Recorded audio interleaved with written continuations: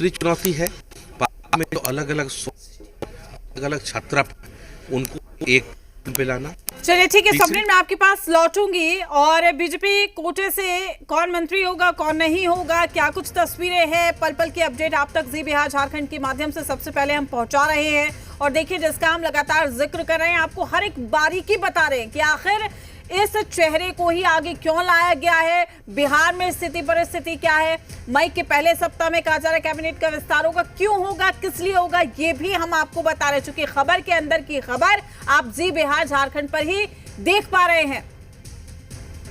तो नई सरकार के शपथ ग्रहण को लेकर तैयारी तेज हो गई है। मुख्यमंत्री के शपथ ग्रहण को लेकर तैयारी तेज है। लोक भवन में शपथ ग्रहण की तैयारी शुरू, बड़ी संख्या में कुर्सी लाई गई है। लोक भवन के सामने डॉक्टर राजेंद्र प्रसाद की प्रतिमा की भी साफ सफाई की गई है। ये बड़ी खबर आप तक पहुंचा रहे, बड़ी जानकारी। तो तैयारियां देखिए अभी से शुरू कर दी गई है, चूंकि कहा जा रहा है कि कल शपथ ग्रहण हो जाएगा लगभग 11 से 12 के बीच में। और ये भी जानकारी सामने आ रही है कि कल 3 ही लोग शपथ ग्रहण करेंगे। हालांकि शाम तक जो चेहरे हैं वो भी पूरी तरीके से क्लियर हो जाएंगे कि आखिर बिहार में सम्राट उदय किसका होगा। लेकिन बड़ी संख्या में जो कुर्सी है वो लाई जा रही है। और ये भी कहा जा रहा है कि पीएम नरेंद्र मोदी भी पहुंच सकते हैं शपथ ग्रहण में। हालांकि इस बात की कोई अभी पुष्टि नहीं की गई है, लेकिन लगातार जो खबरें आ रही हैं वो हम आप तक पहुंचा रहे हैं। तो नई सरकार का फॉर्मूला भी लगभग तय हो चुका है और महज औपचारिक ऐलान कहा जा सकता है। और साथ ही आपको बता दें, बैक टू बैक बैठकें भी हो रही हैं। ऐसे में एक तरफ जहां पर नीतीश कैबिनेट की बैठक चल रही है, दूसरी ओर बीजेपी की बैठक चल रही है, उसके बाद एनडीए की बैठक होनी है। ये तमाम जो बैठकों का सिलसिला है आज आप पूरे दिन देख पाएंगे, लेकिन शाम के वक्त तस्वीरें पूरी तरह से साफ हो जाएंगी।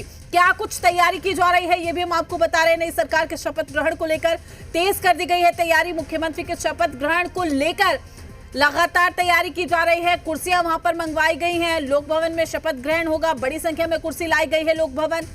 तो ये बड़ी खबर, बड़ी जानकारी। तो अब नए युग का आगाज कहा जा सकता है। और क्या कुछ नीतीश कुमार का कार्यकाल रहा, एक अनूठी उपलब्धि चारों सदनों के सदस्य के तौर पर नीतीश कुमार की रही, ये भी हम आपको ग्राफिक्स के जरिए बता रहे हैं कि विधानसभा, लोकसभा, विधान परिषद और अब राज्यसभा पहली बार 2026 में वो जा रहे हैं। इससे पहले विधानसभा में 2 बार, लोकसभा में 6 बार।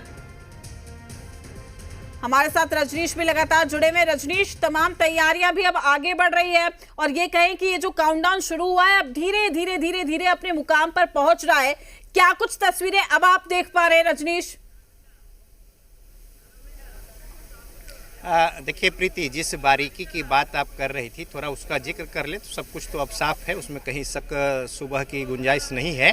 और बारीकी ये है कि जिस लवकुश समीकरण जो नीतीश कुमार के हैं उसको सहेज के रखना एक बड़ी जो चुनौती है, उसमें नाम जो है वो फिट बैठता है। दूसरा जो महत्वपूर्ण बात है कि देखिए उत्तर प्रदेश में समाजवादी पार्टी 80 में से 37 सीटें जीत गई, उसमें 8 सीटें जो हैं वो इसी बिरादरी के हैं लवकुश के।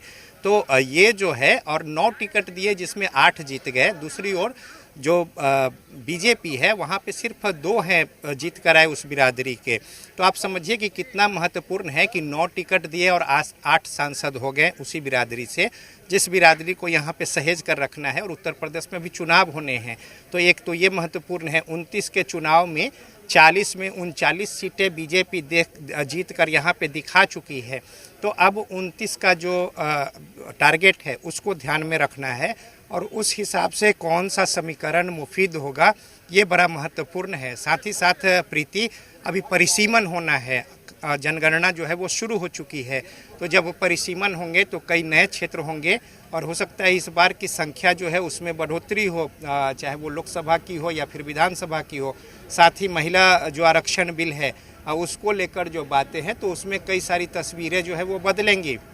इन तमाम परिस्थितियों के मद्देनज़र आगे का प्रोजेक्शन, और देखिए चतुर खिलाड़ी वो होता है जो दूरदृष्टि रखता है और आगे की तैयारी पहले से करता है, तो फिर समय आने पर जो है सब कुछ सहज होता है, अन्यथा मुश्किल आती है।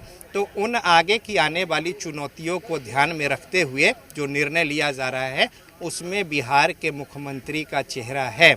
अब ये बड़ा ही महत्वपूर्ण है और जैसा कि प्रीति पहले से आप कहती रही हैं कि बारीकियों को हम बता रहे हैं, तो देखिए ये बारीकियां जो है वो बहुत ही महत्वपूर्ण है। और चूंकि उसमें अगर कुछ 19-20 का होता है, अगर समीकरण खराब होते हैं तो फिर उसको सहेजने में बड़ा मुश्किल आता है। और अगर एक बार कुछ वोट बैंक जो है शिफ्ट कर जाए या फिर थोड़ा बिखर जाए या टूट जाए, फिर उसको सहेजना बड़ा मुश्किल होता है। और तिनके तिनके करके बीजेपी और एनडीए ने यहाँ पे इस तरीके से प्रचंड बहुमत जो है वो हासिल किया है। तो लिहाजा अब ये बड़ा महत्वपूर्ण है कि मुख्यमंत्री नीतीश कुमार के नाम के साथ जो लोग गोलबंद हैं, उनके एक जो छवि है, उनके जो विचार हैं, उनके जो सोच हैं और जो सामाजिक समीकरण है, और साथ ही जो पिछड़ा अति पिछड़ा का जो तबका है, तो उनको सहेज कर रखना ये बड़ी चुनौती है बीजेपी के सामने भी, और जेडीयू तो है ही है। तो इस लिहाज से जो चेहरा है और साथ ही साथ जो बातें दिखेंगी मंत्रिमंडल में भी, और साथ ही उससे अभी जो नेता चुने जाने हैं जेडीयू के उसमें भी और बीजेपी के उसमें भी, तो इन तमाम बातों का ख्याल जो है वो रखा जा रहा है। और लगभग अब क्रिस्टल क्लियर है सारा कुछ, इसमें कोई शक शुबह जैसी गुंजाइश नहीं है। और देखिए यहाँ पे अब किस तरीके से तैयारियां जो है एक बार हम दिखा दें कि जो गतिविधियां हैं वो कुछ तेज हुई हैं।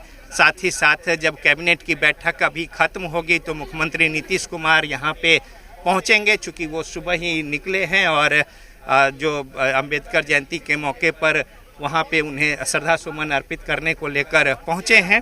तो अब लगता है कि कैबिनेट की बैठक खत्म होने के बाद जो चूँकि इतनी ही देर कैबिनेट लगभग चलता भी है, चूँकि जो कुछ है वो सारा कुछ तय होता है, तो अभी मुख्यमंत्री नीतीश कुमार कैबिनेट की बैठक हो जाती है तो फिर देखिए ये रास्ता पूरा रोका गया है और सीधे से सामने से जो काफिला आएगा वो लेफ्ट टर्न होकर एक अन्य मार्ग में घुस जाएगा। तो इस तरीके से अब लगभग तैयारी जो है वो हलचल भी यहाँ पे दिख रही है।